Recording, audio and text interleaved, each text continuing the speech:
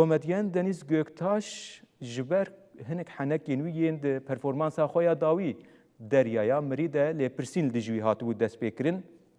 Li balafergeha Stenbolê do hatibû binçavkirin di lêpirsîna ku ji hêla serdozgeriya Komarê ya Stenbolê ve têmeşandin de Göktaş bi heqaretkirina serokkomar û tehrîkkirina nefret û dijminantiyê yan jî rûreşkirina gel tê tawanbarkirin di van kêliyan da wî birine Adiyeya İstanbulê. Em nûçeya xwe bibînin pişta em ê yekser biçin İstanbulê wê nûçeganê me li ber dadgehê wê bimerebe.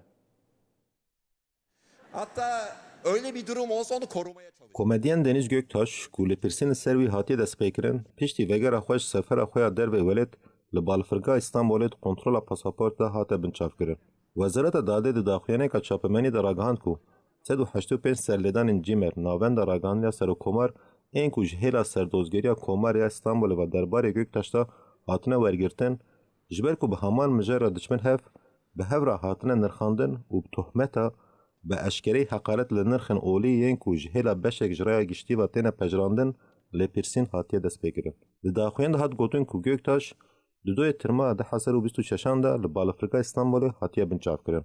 Li dijî Deniz Göktaş ku di peşandana wî ya stand-up a bi navê Deryaya Mirî de li şan ve vekirî ya Cemîl Topuzlu ya li Harbiyê ya Îstanbolê pêşkeş kir û paşê li ser YouTubeê par vekir bi îdeya nirxên olî biçûkxistin lêpirsîn hatiye destpêkirin. Serdozgeriya Komarê Îstanbolê ku lêpirsîn da destpêkirin got. Ji hêla serdozgeriya me ya Komarê ve lêpirsînek li dijî gumanpar Deniz Göktaş ku di naveroka wî yên li ser hin platformên medya civakî da hemanên suç hatine tespîtkirin hatiye destpêkirin. Bername Deniz Göktaş ku 24 Haziran da li ser YouTubeê destpêkir, heta na 8 milyon û nîv car hatiye temaşekirin. Hin postên bi girêdanên X'ê yên ku beşên ji bernameya satir ya siyasiya Göktaş dihewînin jî bi hinceta parastina ewlehiya netewî û pergala giştî hatin astengkirin. Demekî qurt berê ku agayên destpêkirina lêpirsînê li dijî wê bela bibe Deniz Göktaş li ser hesabê xwe ya medya civakî nivîsand bû ku ew dikeve geştekî ku demekî dirêj hatibû plankirin û ew ê vegere Tirkiye.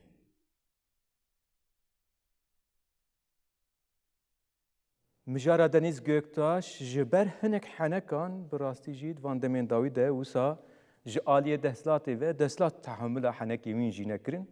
Wî binçavkirin niha jî dibe wî birine adliyeyê dadgeha Herêmê ya Îstanbolê li wê derê nûçeganê me wê li wir amade be eger em bikaribin xwe bigihînê pêre tekilî dayînin em ê vê mijarê ji yekser ji ber adliyeyê ji ber deriyê dadgehê bigirin. Nûçegihan Eyüp Ok li Stenbolê quvvet be.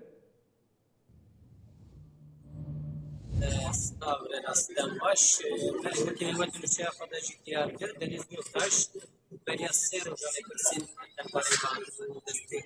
Bu mutlaka bekeriya velat, dervay velat. Bala Firgah Bolê hatta mençafirin. Piştî lêpirsînên girnendehî ewleya Stenbolê îro serê sibê saet 10 dîvanda dest dozgeriyê. Hala jî dozgeriya Stenbolê çav yani Doza Deniz Göktaş didome gelek kes li bende bes be daxuyaniye karte dahil bir gelek parlamenter dedim parlamenteri Dem partiyen çep siyaseta Türkiye gelek 5.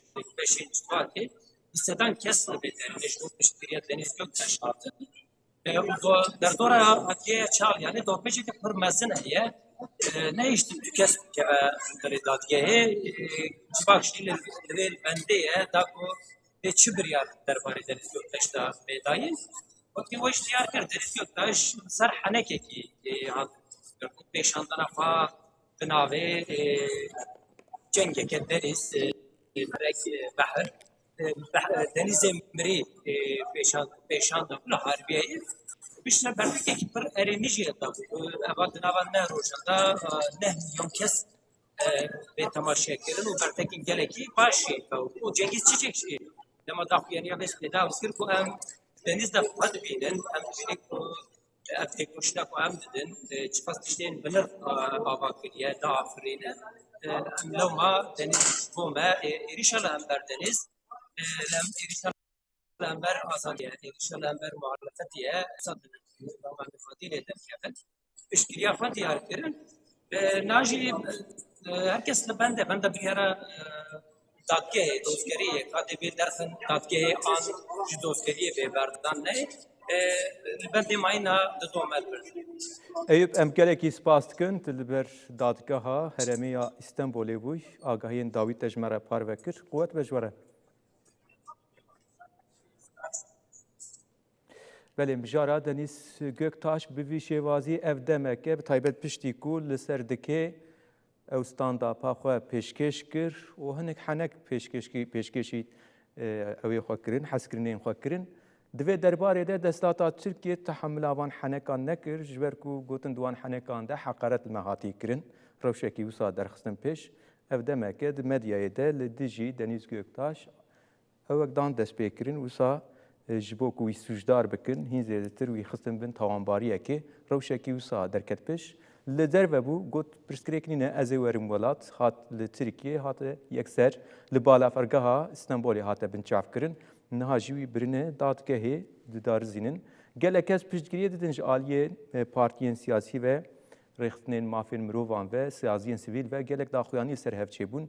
Ji ber vê zexta deslatê ku êdî tehemila wê li hinek henekan jî nemaye rewşekî wisa derdixîne pêş.